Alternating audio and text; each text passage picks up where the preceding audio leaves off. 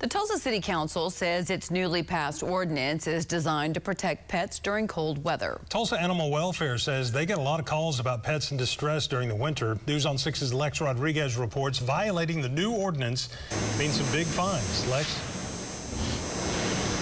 Yeah, Greg and Lori, Animal Welfare says it prefers to resolve these issues with education.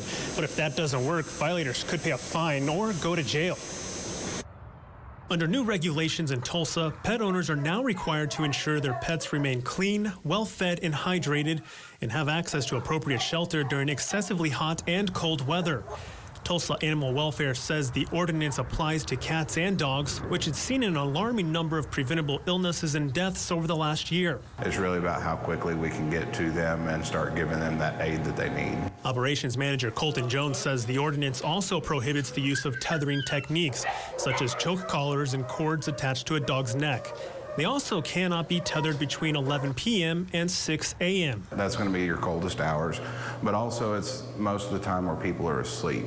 So if an animal is going to be able to get off of that tether and be unmonitored, that's going to be most likely those hours. He says the ordinance allows the city to issue citations, but punishing pet owners isn't the primary focus.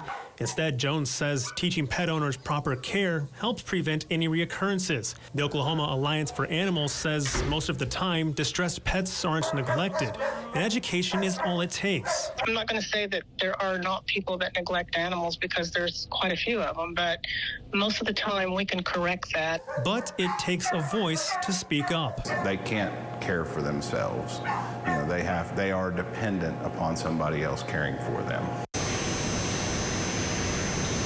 And fines range from $100 to $1,200, and the ordinance will be enforced by Animal Welfare as well as police. Live in Tulsa, Lex Rodriguez, Oklahoma's Own News on 6.